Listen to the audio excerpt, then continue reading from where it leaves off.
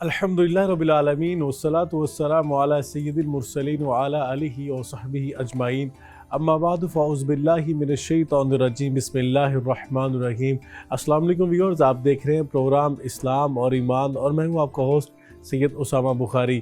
ناظرین کرام، یقیناً ابھی ماہ ذی الحجہ گزر رہا ہے، اور یقیناً ابھی ہم اشہر ذی الحجہ کے جو فضائل تھے ان پہ بات بھی کر رہے تھے۔ ہم نے یوم النحر کی بات بھی کی، عید الاضحیٰ کے فضائل کی بات کی، مسلم امہ کی ذمہ داریوں کی بات کی۔ انہی میں ایک دن ایسا دن ہے جسے حج بیت اللہ کا دن کہا جاتا ہے، اور عرفات کے میدان میں جو خطبہ دیا جاتا ہے وہ امت مسلمہ کے لیے ایک بڑا اہم، میں سمجھتا ہوں، پیغام ہوتا ہے، میسیج ہوتا ہے، اور امت مسلمہ پورا سال اس خطبے کے انتظار کرتی ہے۔ اور یقیناً اس سے پہلے اگر 1450 سال پہلے کی بات کی جائے تو خطبہ حجۃ الوداع کے موقع پر نبی کریم علیہ السلام نے جو ایک، میں سمجھتا ہوں، منشور اعظم پیش کیا، ایک عالمی چارٹر پیش کیا انسانیت کے حقوق کا، اسی کا میں سمجھتا ہوں کہ جتنے بھی اس کے بعد خطبات آئے اسی کے، میں سمجھتا ہوں کہ پیرامیٹرز کے اوپر چلتے ہوئے وہ اسی کے وہ پری ریک تھا اصل میں وہ خطبہ حجۃ الوداع جو تھا ان تمام خطبات کا۔ اور یہ جو خطبہ حج دیا جاتا ہے اسی کے اندر انہی پوائنٹس کے اوپر، انہی نکات کے اوپر بات کی جاتی ہے جو نبی کریم علیہ السلام نے اپنے خطبہ حجۃ الوداع کے موقع پر بیان فرمایا تھا، اور جو آپ نے فرامین اور ارشادات فرمائے تھے اسی کے سامنے، اسی کی روشنی کے اندر اس خطبے کو تیار کیا جاتا ہے۔ اور جو امت مسلمہ کے میں سمجھتا ہوں کہ حالات حاضرہ ہوتے ہیں، اس دور کی جو ضروریات ہوتی ہیں اس کے مطابق امت مسلمہ کو ان کی ذمہ داریوں سے آگاہ کیا جاتا ہے، اور امت مسلمہ کو ان کی اصلاح کے لیے میں سمجھتا ہوں کہ لاہ عمل دیا جاتا ہے، اور امت مسلمہ کے جو مسائل ہوتے ہیں ان کا حل پیش کیا جاتا ہے۔ اور یقیناً اس سال بھی 1444 ہجری جو تھی، اور 2023 جو سال گزرا اس کا جو حج تھا، اس کا یقیناً خطبہ حج کا جو میسیج تھا وہ بڑا اہم تھا۔ اور خطبہ حج دینے والی جو شخصیت تھی وہ ڈاکٹر شیخ محمد بن سعید، وہ خطبہ حج ارشاد فرما رہے تھے، اور یہ بڑی ایک عظیم علمی شخصیت ہے، اور یہ پروفیسر ہیں عقیدہ کے امام سعود یونیورسٹی کی، جو یونیورسٹی جو ہے ریاض کے اندر موجود ہے۔ اور امام صاحب نے خطبہ حج کے اندر جن نکات کے اوپر بات کی، سچی بات ہے کہ جب ہم اس خطبے کو، کیونکہ اللہ تعالیٰ نے مجھے بھی سعادت دی ٹرانسلیٹ کرنے کی، جو میرے پاس مہمان شخصیات موجود ہیں انہوں نے بھی اس خطبہ کو ٹرانسلیٹ کیا، اور ہم نے PNN کے اوپر بھی اس حوالے سے خصوصی ٹرانسمیشن جو تھا اس کا انعقاد کیا تھا، اور ہم نے خطبہ حج کو جو ہے لائیو ٹرانسلیٹ بھی کیا تھا، اس کا خلاصہ بھی بعد میں بیان کیا گیا۔ تو جب ہم ٹرانسلیٹ کر رہے تھے تو ایسا لگ رہا تھا کہ امام صاحب جو ایک ہی بات کو بار بار ریپیٹ کر رہے ہیں، حالانکہ ایسا نہیں تھا، وہ اس بات کے اوپر زور دے رہے تھے جو مرکزی نقطہ تھا ان کے خطبہ کا۔ اسی والے سے کوشش ہم نے آج کی ہے کہ جو امت مسلمہ کے لیے ایک بہت بڑا پیغام تھا، ان نکات کے اوپر ہم چند نکات کے اوپر روشنی ڈالنے کی کوشش کریں، اس کو مزید وضاحت کے ساتھ آپ کے سامنے رکھنے کی کوشش کریں، اس دعا اور جذبے کے ساتھ کہ اللہ تعالیٰ ان ساری باتوں پہ ہمیں عمل کی توفیق بھی عطا فرمائے۔ ناظرین کرام، جو خطبہ حج جو تھا وہ ارشاد فرمایا گیا، اس کے اندر بہت سارے پوائنٹس موجود تھے۔ اگر میں اس کا احاطہ کروں اور اس کا مرکزی نقطہ جو اگر بیان کیا جائے تو وہ مسلمانوں کے درمیان وحدت کا پیغام تھا، مسلمانوں کو متحد رہنے کا پیغام دیا گیا، تفرقے سے بچنے کا پیغام دیا گیا، اور مسلمانوں کو اپنی صفوں میں اتحاد پیدا کرنے کا جو ہے درس دیا گیا، اور اسی پہ سارا خطبہ جو دیا گیا، اور دیگر اس کے ساتھ بھی دیگر پوائنٹس بھی بیان کیے گئے۔ اسی پہ آج بات کریں گے، خطبہ حج جو تھا اس کے نکات کیا تھے، اور ہم نے اس پہ کیسے عمل کرنا ہے، اور ہمارے لیے اس میں کیا پیغام تھا۔ ہمارے ساتھ اس اہم موضوع پہ گفتگو کرنے کے لیے جو مہمان شخصیات موجود ہیں، کسی تعارف کے محتاج نہیں ہیں، ڈاکٹر علامہ سید ضیاء اللہ شاہ بخاری صاحب سربراہ ہیں متحدہ جمعیت احادیث پاکستان کے، ممبر ہیں اسلامیاتی کونسل حکومت پاکستان کے، ان کے ساتھ ڈاکٹر طارق شریف زادہ صاحب، آپ سیریس اسکالر ہیں، اور آپ انتہائی خوبصورت گفتگو ہمارے پروگرام میں تشریف لاتے کرتے ہیں، اور لوگ آپ سے بہت استفادہ کرتے ہیں۔ دونوں شخصیات ہمارے لیے قابل احترام ہے۔ شاہ صاحب، یہ فرمائیے گا، خطبہ حج جب ہم نے سنا، آپ نے بھی اس کا میں سمجھتا ہوں ٹرانسلیٹ کیا، اور آپ نے اس کو الیبوریٹ کیا، خلاصہ اس کا بیان کیا، سمری اس کی بیان کی، تو اس خطبہ حج کو اگر آپ دیکھیں تو آپ اس کا مرکزی نقطہ جو تھا امام صاحب نے جو بیان کیا امت مسلمہ کے لیے جو میسیج تھا اہم، وہ مرکزی نقطہ آپ کیا سمجھتے ہیں، اور وہ کیا مرکزی نقطہ انہوں نے کس انداز میں بیان کرنے کی کوشش کی؟ بسم اللہ الرحمن الرحیم۔ ڈاکٹر اسامہ بخاری صاحب، یقیناً آپ نے انٹرو میں ایک بڑی خوبصورت بات ارشاد فرمائی کہ حضرت ڈاکٹر شیخ یوسف بن محمد بن سعید حافظہ اللہ تعالی، جن کو اللہ تعالیٰ نے اس سال یعنی سن 2023 کا جو خطبہ حج ہے اس کے لیے منتخب فرمایا اور ان کو یہ سعادت اور شرف بخشا۔ آپ یقیناً ایک بہت بڑے استاد ہیں، بہت بڑے عالم دین ہیں، اور جو بڑی علماء کی وہاں کمیٹی ہے، جیسے پاکستان میں اسلامی نظریاتی کونسل ہے، اس طرح وہاں پر حیدر کبار العلماء ایک بڑی کمیٹی ہے بڑے علماء کی، اس کے بھی وہ ممبر ہیں۔ تو جتنے بھی وہاں پر بڑے جو علمی فورم ہیں ان کے ساتھ بھی ان کا تعلق ہے، بلکہ اس کے وہ رکن ہیں سب کے۔ تو اللہ نے ان کا انتخاب کیا، اور انہوں نے نبی کریم رؤوف الرحیم صلی اللہ علیہ وسلم کا جو خطبہ تھا حج کے بارے میں، حج کے موقع پر، اس سے ہی انہوں نے بنیادی طور پر ان نکات کا انتخاب کیا اور ان کے جو خطبہ تھا وہ 10 نکات پر بنیادی طور پر مشتمل تھا، جن میں یقیناً بنیادی نقطہ وہی تھا جس کی طرف آپ بار بار متوجہ کریں ناظرین کرام کو، کہ انہوں نے یہ اس بات پر زور دیا کہ وَاعْتَصِمُوا بِحَبْلِ اللَّهِ جَمِيعًا وَلَا تَفَرَّقُوا، کہ امت مسلمہ کا یہ فرض ہے کہ وہ فرقہ واریت کا شکار نہ ہوں، اور اپنی قوت کو اور اپنی طاقت کو اور اپنے اتحاد کو وہ فرقہ واریت کی نظر نہ کریں، بلکہ اپنی صفوں میں اتحاد و اتفاق کو برقرار رکھیں، اللہ کی رسی کو، اللہ کی تعلیمات کو، اللہ کی ہدایات کو وہ مضبوطی سے تھام کر رکھیں۔ انہوں نے یہ کہا کہ دیکھیے، آپ دیکھ رہے ہیں کہ مختلف ممالک کے لوگ ہیں، مختلف ثقافتوں سے تعلق رکھنے والے ہیں، مختلف زبانیں بولنے والے، مختلف رنگتوں سے تعلق رکھنے والے ہیں۔ انہوں نے کہا یہ تمہاری مختلف زبانیں، تمہارے رنگ مختلف، یہ اللہ کی قدرت کی نشانیوں میں سے ایک نشانی ہے۔ قرآن پاک کی ایک آیت مبارکہ بھی اس حوالے سے انہوں نے تلاوت کرنے کی سعادت حاصل کی۔ اللہ فرماتے ہیں ان فی اختلاف السنتکم، تمہاری زبانوں کا جو مختلف ہونا ہے، تمہارے رنگوں کا مختلف ہونا، اس میں اللہ کی قدرت کی نشانیوں میں سے ایک بہت بڑی نشانی ہے۔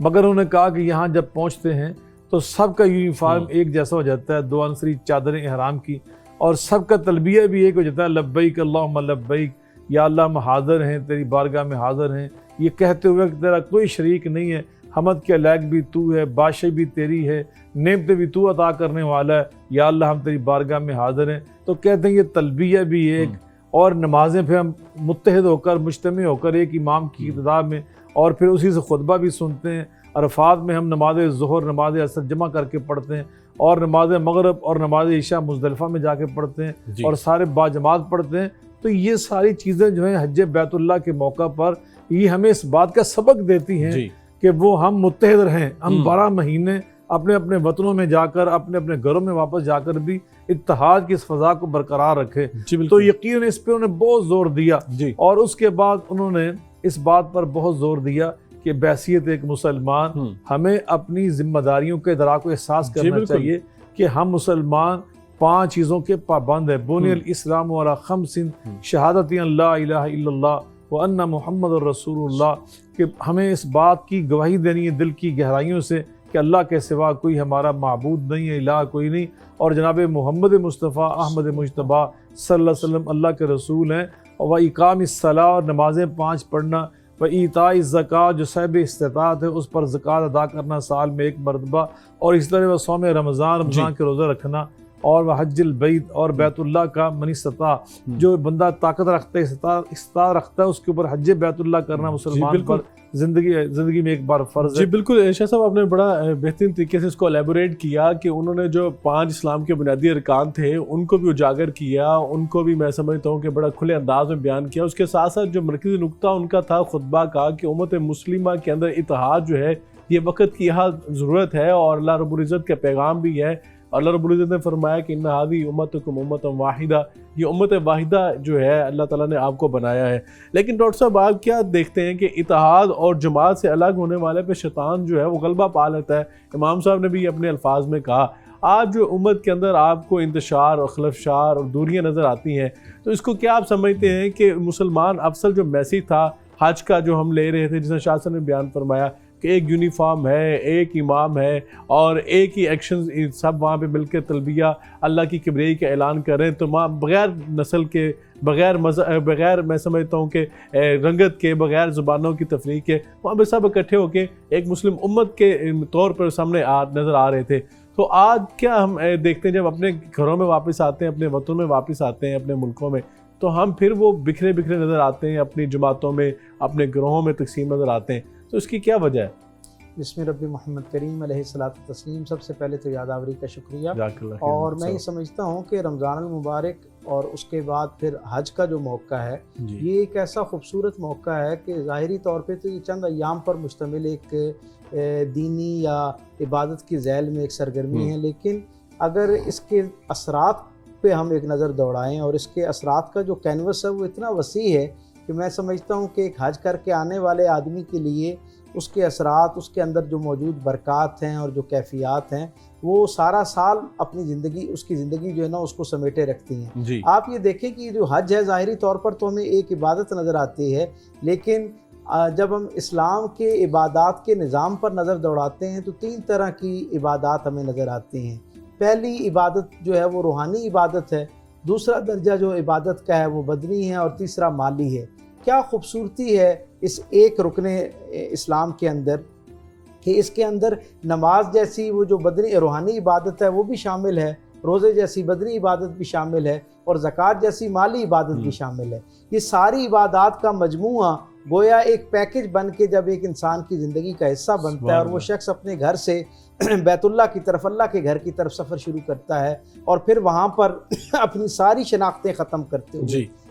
اپنی زبان، نسل، رنگ اور جو اس کا حوالہ ہے سوسائٹی کے اندر ان سب کو ڈسون کرتے ہوئے 2 انسلی چادروں میں جب وہ اپنے آپ کو اللہ کی بارگاہ میں پیش کرتا ہے تو بنیادی طور پر وہ یہ اعلان کرتا ہے کہ مالک الملک، اس کائنات کا اکلوتا خالق، مالک اور وارث تو ہے۔ میں اپنی ساری امیدوں کا منبع و مرکز، اپنے لیے ہدایت اور رہنمائی کا اولین و آخرین سہارا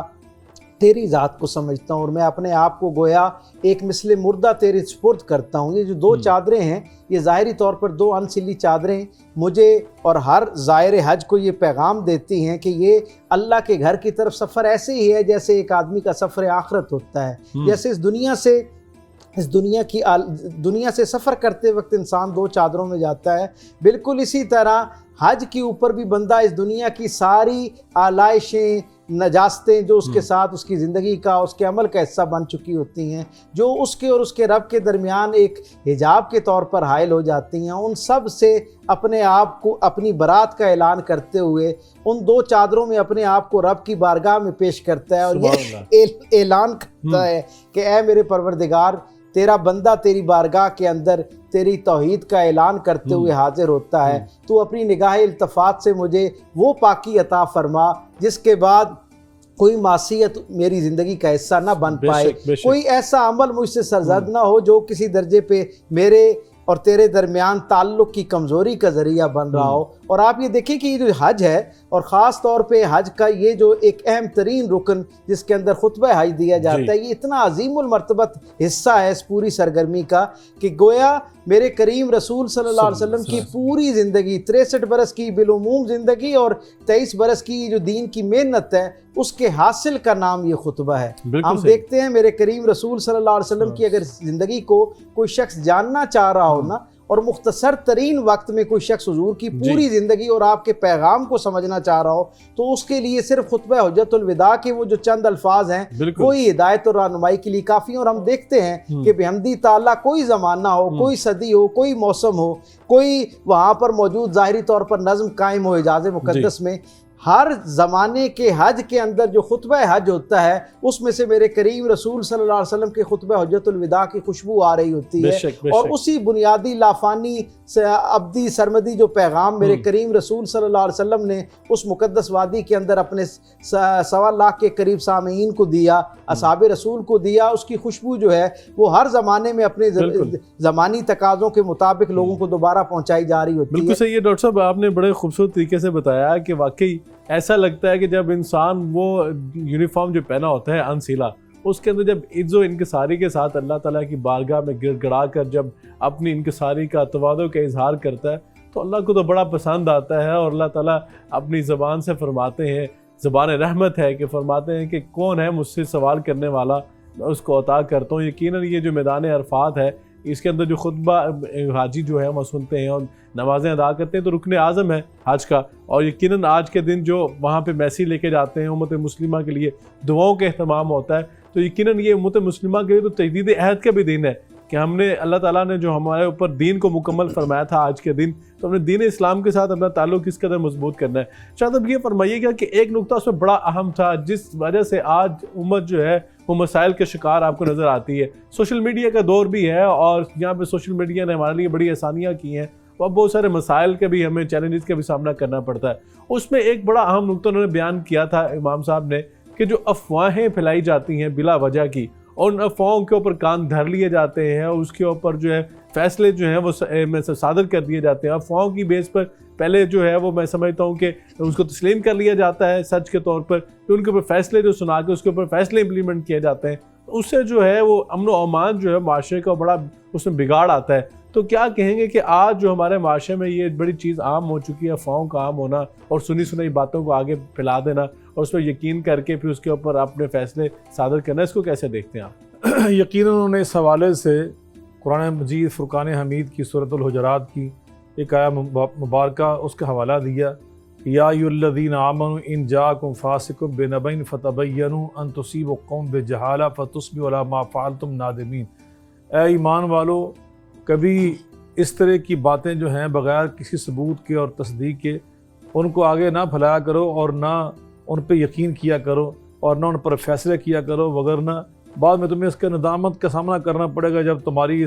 اس طرز عمل سے کسی کو نقصان پہنچے گا۔ تو یقیناً آپ نے بڑی خوبصورت بات ارشاد فرمائی کہ سوشل میڈیا پر آج یہی کچھ ہو رہا ہے کہ جو کسی کے خلاف بات آتی ہے، غیبت اور چغلی اور کوئی اس طرح کی جاسوسی اور تجسس اور ٹو لگا کر، اور بالکل بعض اوقات بے بنیاد اور بالکل حقیقت کے خلاف چیزیں سامنے آ جاتی ہیں، تو پھر بجائے اس کے کہ ہم بحیثیت ایک مسلمان یا تو ہم اس کو روکیں اور پردہ پوشی کریں، ہم اس کو خود آگے پھیلاتے ہیں، اور بعض اوقات ہم کی تصدیق بھی نہیں کرتے، بالکل فیک خبریں ہوتی ہیں، جھوٹی چیزیں ہوتی ہیں، افواہیں ہوتی ہیں، اور ان کو آگے سے آگے پھیلایا جاتا ہے، اور بعض اوقات ہمیں اس چیز کا احساس ہی ہوتا ہے کہ یہ اس کی زد میں ایک فرد آ رہا ہے، یا ان کا پورا خاندان آ رہا ہے، یا پورا ایک معاشرہ آ رہا ہے، یا پوری ایک ریاست، اور ہماری جو ریاستیں ہیں ان کے جو مفادات ہیں بعض وہ دو پہ لگ رہے ہوتے ہیں، تو یہ ان چیزوں کا ہمیں احساس تک نہیں ہوتا۔ تو یقیناً اس سے کیا ہوتا ہے، معاشروں کے اندر انحطاط اور زوال آتا ہے، اور اس کے اندر کمزوریاں پیدا ہوتی ہیں، اور ان کے اندر سچی بات جو ترقی کا ایک جذبہ ہوتا ہے وہ ماند پڑ جاتا ہے۔ تو انہوں نے اس حوالے سے بہت تاکید کی ہے کہ بحیثیت ایک مسلمان ہمارا یہ فرض ہے کہ ہم ہر سنی سنائی بات کو آگے نہ پھیلایا کریں، سوشل میڈیا کو زحمت نہ بنائیں، اس کو اللہ کی رحمت رہنے دیں۔ اور نبی پاک صلی اللہ علیہ وسلم کی حدیث پاک بھی کفا بالمرء اثما کفا بالمرء کذبا ان یحدث بکل ما سمع، کہ انسان کے جھوٹے ہونے کے لیے یہی بات کافی ہے کہ جو بات اس کے کانوں میں پہنچ جائے اس کو آگے بیان کرنا شروع کر دے۔ تو بحیثیت ایک مسلمان ہم اس بات کے پابند اور مکلف ہیں کہ ہم ہر سنی سنائی بات کو آگے نہیں پھیلائیں گے، بلکہ ہم پہلے تو اس کی تصدیق کریں گے، پھر اس کے بعد ہم خیر کا جو اس کے اندر سے خیر ہے وہ نکالیں گے، اور شر کو ہم روکیں گے، خیر کو آگے پھیلائیں۔ خذ ما صفا ودع ما قدر، نبی صلی اللہ علیہ وسلم نے فرمایا جو صاف چیزیں، اچھی چیزیں وہ لے لیا کرو، جو مقدر ہیں غلط چیزیں ان کو چھوڑ دیا کرو۔ تو ہمیں معاشرے کے اندر خیر کو پھیلانا ہے۔ ہم نے نبی صلی اللہ علیہ وسلم کیا فرمایا کہ من کان یؤمن باللہ والیوم الآخر فلیقل خیرا او لیصمت، جو اللہ پر ایمان رکھتا ہے، قیامت پر ایمان رکھتا ہے، اس کا فرض ہے جب بھی وہ اپنی زبان سے یا اپنے قلم کی زبان سے کوئی بات کہے تو خیر کی بات کرے، بلائی کی بات کرے، نفع کی بات کرے، دوسروں کے احساس اور ہمدردی کی بات کرے۔ اگر نہیں کر سکتا تو خاموشی اختیار کرے، لیکن دوسروں کو شر پہنچانا، دوسروں کو تکلیف پہنچانا نہیں پائے۔ فرمایا مسلمان تو ہوتا ہی وہ ہے، المسلم من سلم المسلمون من لسانہ و یدہ، جس کی زبان اور ہاتھ کے شر سے سارے مسلمان محفوظ ہو جائیں۔ اور آپ نے یہ بھی فرمایا کہ المؤمن من امنہ الناس علی دمائہم و اموالہم، اور جو بندہ مسلمان سے ترقی کر کے مومن بن جاتا ہے تو اس کے اندر تو خیر اتنی زیادہ بڑھ جاتی ہے کہ اس سے خیر سے مسلمانوں کو نہیں تمام انسانوں کو ملنا شروع ہو جاتی ہے، چاہے غیر مسلم کیوں نہ معاشرے کے۔ تو ہمیں ایمان بالکل آپ نے درست فرمایا کہ یقیناً یہی اسلام اور ایمان کا میسیج ہے۔ ناظرین کرام، جو شاہ صاحب بیان فرما رہے تھے کہ مسلمان اور مومن جو ہے اس کا فرق یہ ہے کہ انسانیت کی بات بھی کی، مسلمانوں کی بات بھی کی۔ مسلمان وہ ہے جو جس کے ہاتھ اور زبان کے شر سے دوسرا مسلمان محفوظ ہے، اور مومن وہ ہے جسے پوری انسانیت محفوظ ہے۔ تو یقیناً خطبہ آج کا میسیج یہی ہے کہ بحیثیت مومن جو ہے ہم نے تو پوری دنیا کے لیے نفع بخش بننا ہے، خیر الناس من ینفع الناس کے مصداق بننا ہے۔ ناظرین کرام، اس کا سلسلہ جاری رہے گا۔ یہاں پہ ٹائم اور شارٹ بریک کا، بریک کے بعد آ کے اس موضوع پر مزید بات کرتے ہیں۔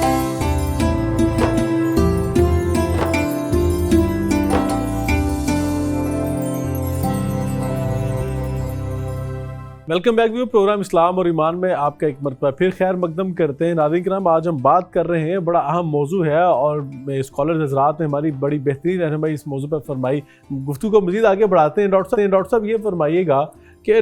جب امام صاحب نے خطبہ حج کے اندر جب باتیں کی, جو خطبہ ارشاد فرمایا, اس میں جو ایک بڑا اہم موضوع یہ بھی انہوں نے بیان کیا کہ نیکی کے کاموں میں, بھلائی کے کاموں میں ایک دوسرے کے مددگار بنو. وَتَعَاوَنُوا عَلَى الْبِرِّ وَالتَّقْوَىٰ, نیکی اور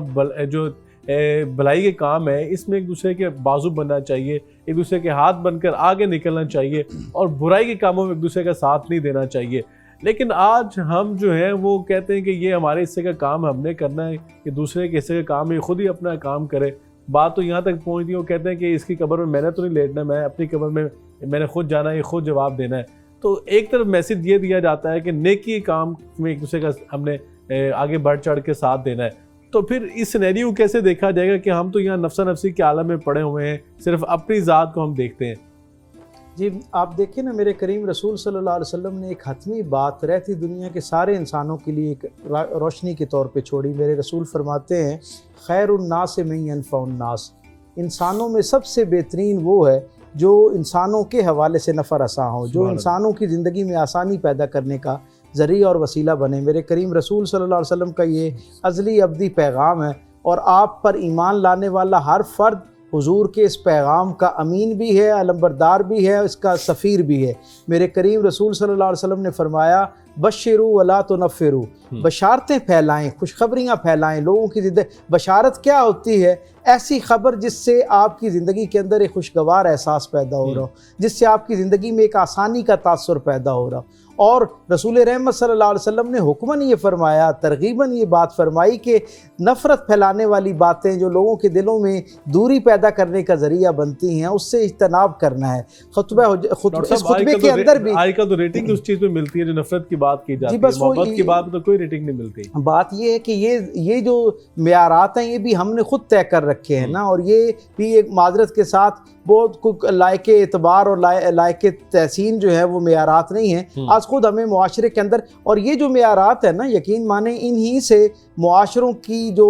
اصل ریٹنگ ہے وہ طے کی جاتی ہے کہ کوئی معاشرہ کس درجے پہ اخلاقیات کے اعتبار سے بہتر معاشرہ ہے یا کم تر معاشرہ ہے. آپ دیکھیں نا, امام صاحب نے بڑی خوبصورت ایک بات کی طرف توجہ دلائی جس پہ قبلہ شاہ صاحب نے فرمایا, وہ جو ایک انہوں نے اتحاد امت کی بات کی اور اس کے فوراً ساتھ ہی انہوں نے یہ جو افواہ سازی ہے اس کی حوصلہ شکنی کے حوالے سے اقدامات پر بات کی. میں یہ جب اس کو سن رہا تھا تو مجھے اس پہ ایک بڑی خوشگوار احساس مجھ تک منتقل ہو رہا تھا کہ یہ جو امت کے اندر بھی اختلافات کا معاملہ ہے, اس میں ایک بہت بڑا ذریعہ جو ہے وہ افواہ سازی کا ہے. غیر مصدقہ باتیں جو ہیں ان پر بھروسہ کر لینا اور ان کو اپنے عقائد اور نظریے کا پیدا کر لینا. ایک دوسرے کے پاس آئے جائیں گے نہیں تو پھر ایسی باتیں ہوتی رہیں گی. میرے کریم رسول صلی اللہ علیہ وسلم نے تو فرمایا ہے کہ آدمی کی جھوٹا ہونے کے لیے اتنی بات ہی کافی ہے کہ وہ ہر سنی سنائی بات کو بغیر تحقیق کے آگے بیان کر دے. کجا یہ کہ ہم اس غیر سنی سنائی بات کو, کمزور بات کو, ایک نفرت پر مبنی جو ایک گفتگو اور ایک نیریٹو ہے, بیانیہ ہے,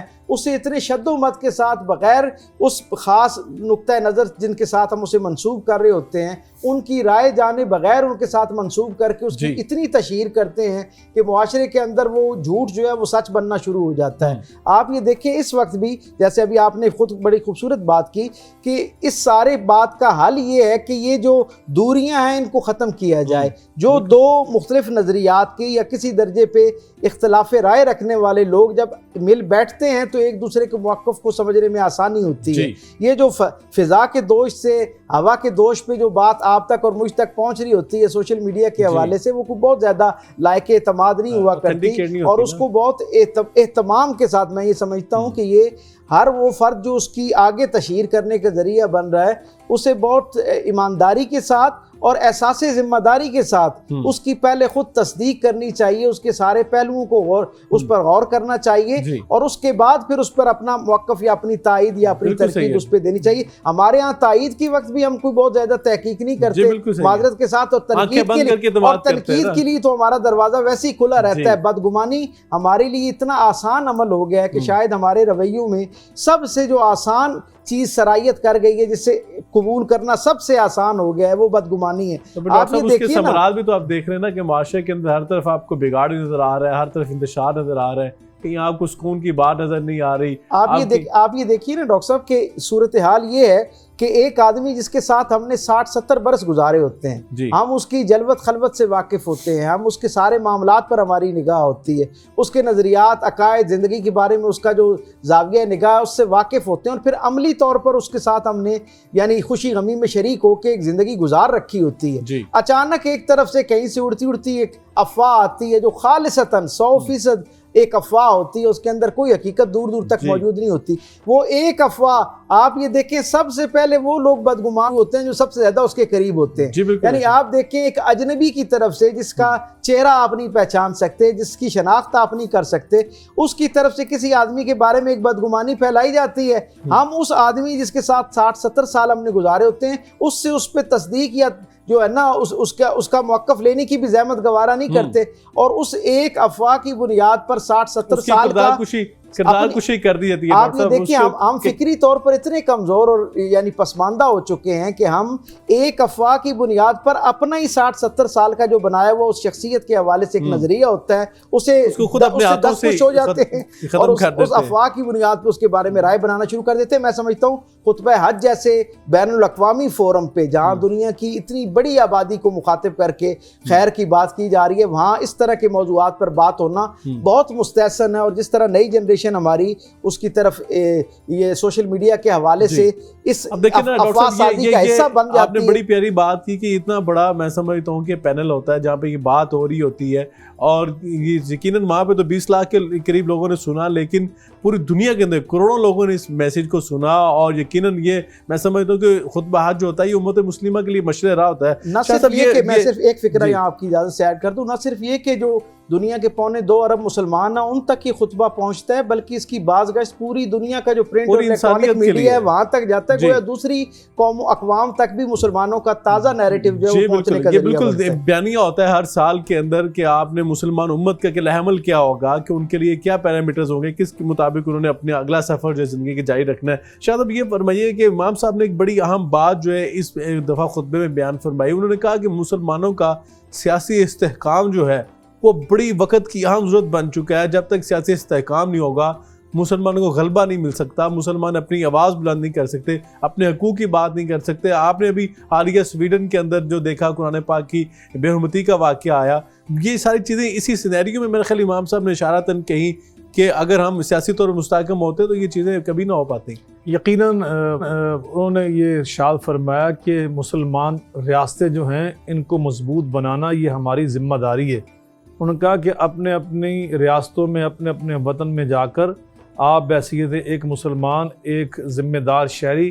اپنے اس فرض کو پہچانیں. اور قرآن پاک کی آیت مبارکہ انہوں نے تلاوت فرمائی ضمن میں کہ یا ایھا الذین آمنوا اطیعوا اللہ واطیعوا الرسول واولی الامر منکم, اے ایمان والو اطاعت کرو اللہ کی اور اللہ کے رسول صلی اللہ علیہ وسلم کی اطاعت کرو, اور جو اولی الامر ہیں تمہارے حکمران ہیں ان کے بھی ہاتھ مضبوط کرو تاکہ ریاستوں کا نظام مستحکم ہو, مضبوط ہو, تمہاری ریاستیں وہ طاقتور بنیں اور جو تمہارے معاشرے کے اندر استحکام پیدا ہو. تو اس بات پر انہوں نے بہت ہی میں سمجھتا ہوں کہ اس حوالے سے انہیں متوجہ کیا, اور اسی ضمن میں انہوں نے قرآن پاک کی آیت مبارکہ پڑھی تھی کہ وَتَعَاوَنُوا الْبِرِّ وَالتَّقْوَىٰ وَلَا تَعَاوَنُوا الْإِثْمِ وَالْعُدْوَانِ. یہ نیکی کا کام ہے, انسانی معاشرے کو مستحکم کرنا, انسانی معاشروں میں انسانوں کے حقوق کو ادا کرنا اور عدل و انصاف کو فروغ دینا, اور وہاں پر جو انسانی حقوق ہیں ان کا تحفظ کرنا اور ان کے حقوق کی نگہداشت کرنا, یہ ریاست کا جو کام ہے. تو انہوں نے کہا کہ یہ ایک دوسرے کے ساتھ جو باہمی تعاون ہے یہ اللہ کا حکم ہے ہمیں, تاکہ معاشرے ہمارے مضبوط ہوں. یقیناً اگر اسلامی مسلمان ریاستیں یہ مستحکم ہوں گی, مضبوط ہوں گی سیاسی طور پر, تو وہاں پر جو ان کی اقتصادیات وہ بھی مضبوط ہوں گی, معاشرے مضبوط ہوں گے, سماج وہاں پہ مضبوط ہوگا.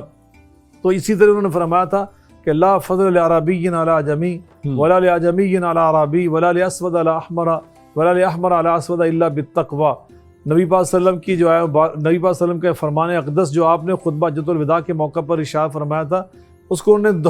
دہرانے کی سعادت حاصل کی کہ یاد رکھو کسی عربی کو اجمی پر اور کسی اجمی کو عربی پر اور کسی کالے کو گورے پر, کسی گورے کو کالے پر کوئی فضیلت نہیں اپنی رنگت کی بنیاد پر یا اپنی زبان کی وجہ سے, سوائے تقوی کے, یعنی اللہ کی سچی غلامی کے بغیر. اور یہ معیار ہے۔ قرآن پاک کی آیت مبارکہ انہوں نے تلاوت فرمائی کہ یا ایھا الذین آمنوا اتقوا اللہ حق تقاتہ ولا تموتن الا وانتم مسلمون، اللہ کے سچے غلام بن جو، اللہ کی فرما برداری۔ اور اس ضمن میں انہوں نے قرآن نبی پاک صلی اللہ علیہ وسلم کے بارے میں ارشاد فرمایا کہ جو نبی پاک صلی اللہ علیہ وسلم کی اطاعت ہے نا، وَمَن يُطِعِ الرَّسُولَ فَقَدْ أَطَاعَ اللَّهَ، یہ دراصل اللہ کی اطاعت ہے۔ نبی پاک کی اطاعت کی اہمیت اور جو شرعی حیثیت ہے اس کو اجاگر کیا کہ نبی پاک صلی اللہ علیہ وسلم کی تعلیمات کو کبھی فراموش نہ کرنا، یہ اللہ کی تعلیمات ہیں۔ نبی پاک صلی اللہ علیہ وسلم کی اطاعت در حقیقت اللہ کی اطاعت ہے۔ جو نبی پاک صلی اللہ علیہ وسلم تمہیں شریعت دی ہے، جو لا کے دین پیش کیا ہے، اس کو قبول کرو، اس پر ایمان لاؤ، اس پہ عمل پیرا ہو، جو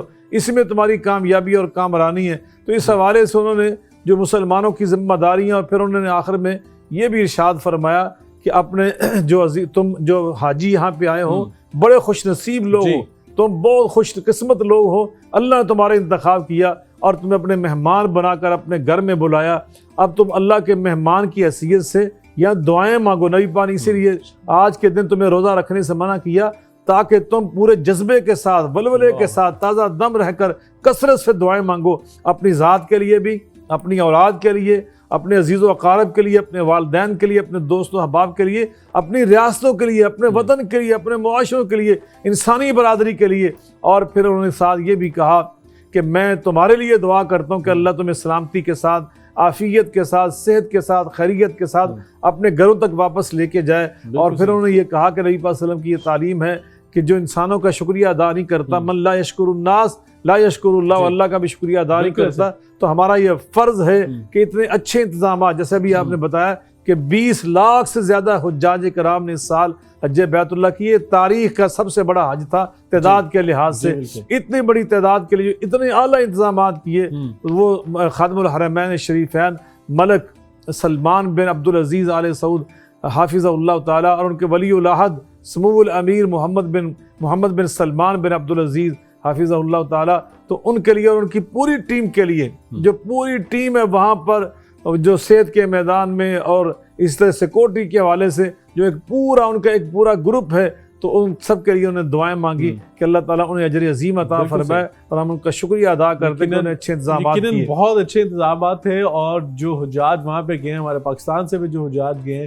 انہوں نے بھی بڑا اطمینان کا اظہار کیا، اور جو دیگر ممالک سے مختلف نیشنلٹیز کے لوگ وہاں پہ حج کے لیے موجود تھے، انہوں نے حج انتظامات پہ بڑا اطمینان کا اظہار کیا تھا۔ ڈاکٹر صاحب، آپ کیسے دیکھتے ہیں جو حج کے انتظامات ہوئے اس دفعہ، آپ ٹیلیویژن کے اوپر دیکھ رہے تھے، تو کیسا آپ کو فیل ہوا کہ پچھلے سالوں سے اس سال کا جو حج تھا اس کے انتظامات تھے؟ کیونکہ ایک تڑپ بھی موجود تھی، کرونا کے دنوں میں بند رہا حج،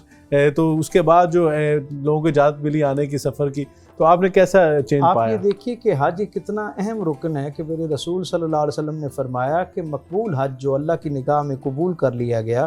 اس کا اجر جو ہے وہ جنت کے علاوہ اور کچھ نہیں۔ بے شک۔ تو یہ اتنا عظیم و شان رکن ہے، رکن اعظم ہے، اس کا خطبہ جو ہے اور پھر باقی جو پوری سرگرمی ہے، آپ یہ دیکھیں کہ اس کا انتظام اور انصرام کے حوالے سے، اس کی اہمیت کے تناظر میں پورا سال مملکت سعودی عرب جو ہے اس کے اندر سرگرمی رہتی ہے اور اس کے اوپر انتظامات پر کام ہوتا رہتا ہے، اور وہاں ایک بہت بڑی ٹیم موجود ہے جو پوسٹ حج آپریشن جو ہے وہ بیٹھتی ہے اور سوچتی ہے کہ جو اس سال ہم نے حج کے انتظامات کیے، انہیں اگلے سال اور کیسے بہتر کیا جا سکتا ہے، اس کے اندر اگر کوئی کمی تھی، کوئی مشکل آئی، تو اسے آئندہ اور کیسے آسان طریقے سے اپنے حاجیوں کو فیسیلیٹیٹ کیا جا سکتا ہے۔ یہ ایک بڑا خوشائند عمل ہے، اور بحمدی تعالیٰ پوری امت کی تاریخ جو 1500 سال کی تاریخ ہے، وہ تو خلافت عثمانیہ کا زمانہ ہو یا اس سے پہلے کے ادوار ہوں، ہر زمانے کے اندر جن لوگوں کو اللہ تعالیٰ نے اس نوکری کے لیے منتخب کیا، اس خدمت کے لیے منتخب کیا، ان کے دلوں میں حجاز مقدس کے حوالے سے اور بالخصوص اللہ کے جو مہمان ہیں، جو حاجی ہوا کرتے ہیں، ان کے حوالے سے خاص جذبہ اللہ پیدا کر دیتا ہے، اور وہ پھر اسی طرح اپنے زمانے کے بہترین وسائل کا استعمال کرتے ہوئے ان کی خدمت کے لیے آمادہ رہتے ہیں۔ اور ہم اسی لیے دیکھتے ہیں کہ ہر سال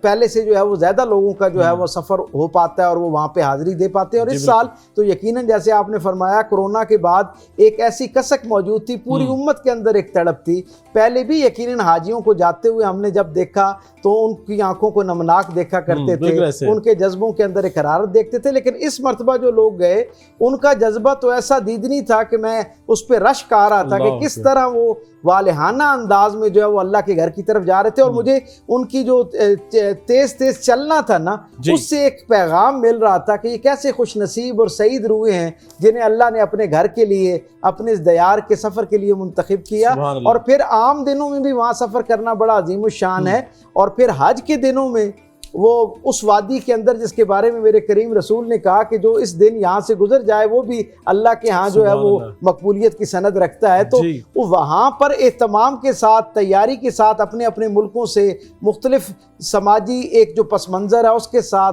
सकाफ़ती पस मंज़र के साथ, एक माशरती पस मंज़र के साथ जब पूरी दुनिया से मुसलमान वहाँ इकट्ठे होते हैं तो गोया वो एक बैनुल अक़वामी कॉन्फ्रेंस हुआ करती है और वहाँ से हम एक लाए अमल लेकर आते हैं। और मैं समझता हूँ हज का सबसे बड़ा पैगाम ये है, इस दफ़ा आज ट्रांसमिशन में भी हमने अपने सामीन और नाज़रीन को इस खैर में शरीक किया। वो जो सादा सी बात है कि जिस तरह वहाँ पर एक कतार के अंदर अगर 10 लोग खड़े हैं तो कई दफ़ा ऐसा होता है कि 10 के 10 मुख्तलिफ ममालिक, मुख्तलिफ ज़ुबानों और अक़वाम के लोग होते हैं, लेकिन वो सारे बाम शीर व शकर होते हैं और मोहब्बत का मंबा और मरकज़ वो ज़ाते वाहिद हुआ करती है जिसके वो सारे बंदे हैं और जिसके साथ अपनी गुलामी का ऐलान करते हैं। ये जज्बा ही असल में अपने अपने वतन में अगर कोई वापस ले आए तो हम देखेंगे कि शायद अगले साल से पहले ही पूरी दुनिया के अंदर वो एक आलमगीर खैर जो है वो अपनी खुशबू के साथ फैलना शुरू हो जाए। ऐसी और ये सारी ये आज का असल मकसद भी यही है और कबूलियत की निशानी भी अगर कहा जाए तो यही है कि जो जज्बा वहाँ पे था वही जज्बा यहाँ पे आ जाए। शाह साहब, एक बड़ा अहम नुक्ता जो था इमाम साहब ने बयान फरमाया था कि मुसलमानों को आपस में लेन देन में म्याना रवि, एतदाल और इमानतदारी का मुजाहरा करना होगा। आज उम्मत मुस्लिमा जो है क्या अपने उन असलाफ के उन नक्शे कदम पर खड़ी है, उन पैरामीटर्स पे खड़ी है, क्या वो इमानतदारी के तकाज़े पूरे कर रही है? हाँ, यकीनन उन्होंने इस हवाले से हमें जो हमारी ज़िम्मेदारी हैं बैसियत एक मुसलमान उसकी तरफ मुतवज्जे किया कि मुसलमान हमेशा इफ़रात व तफरीह से महफूज रहता है, इंतहा पसंद नहीं होता, बल्कि वो इतदाल यानी म्याना रवि पे चलता है ज़िंदगी के हर मामले में। चूँकि कुरान पाक में अल्लाह ताला ने इस उम्मत मुस्लिमा की तारीफ़ करते फरमाया वकज़ालिक जअलनाकुम उम्मतन वसतन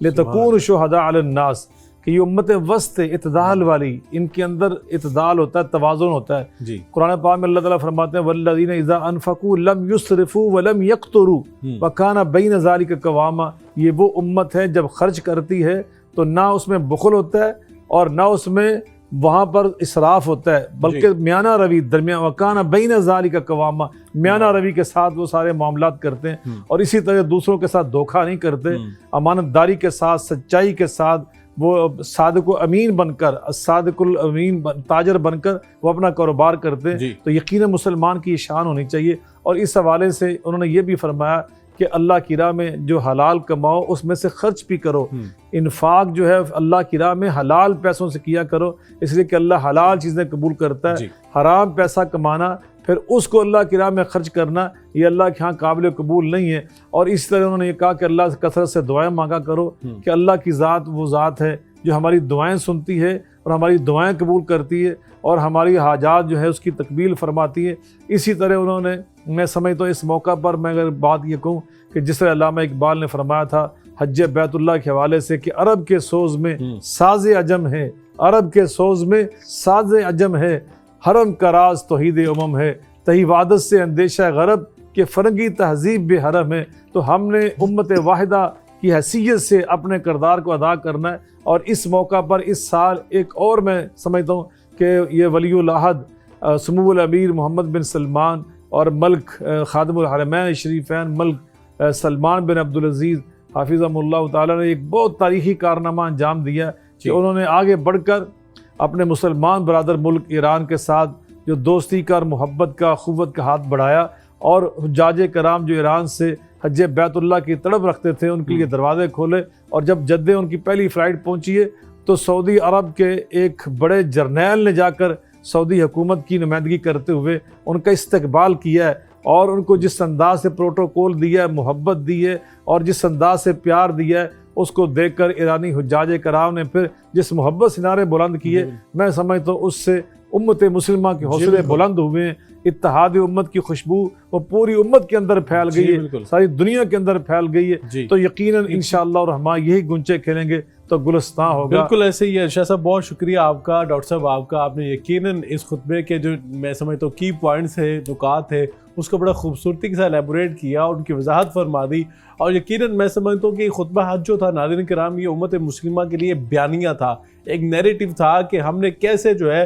آئندہ سال گزارنا ہے, اور آئندہ جب خطبہ حج دیا جائے گا, کیونکہ یہ پوری امت مسلمہ کی آواز ہوتا ہے, پوری امت مسلمہ کی طرف سے ایک میسیج ہوتا ہے کہ اسلام کا اصل پیغام کیا. اور میں سمجھتا ہوں کہ اس سے بڑا اجتماع مسلمانوں کا کوئی نہیں ہوتا, اور یہ سب سے بڑا اجتماع ہوتا ہے جہاں پہ مسلمان اپنی اجتماعیت کا اظہار کرتے ہیں. اور اس میں جو کی پوائنٹ میں سب سے اہم جو چیز تھی وہ یہی تھی کہ ہمیں اپنی اجتماعیت جو ہے, اپنی وحدت جو ہے اس کو لازمی جو ہے پکڑنا ہوگا, اور ہمیں تفرقے سے بچنا ہوگا. اور یقیناً جس شاہ صاحب نے اور ڈاکٹر صاحب نے بیان فرمایا کہ اسے عملی طور پر اس طرح اس حکومت نے کر کے دکھایا کہ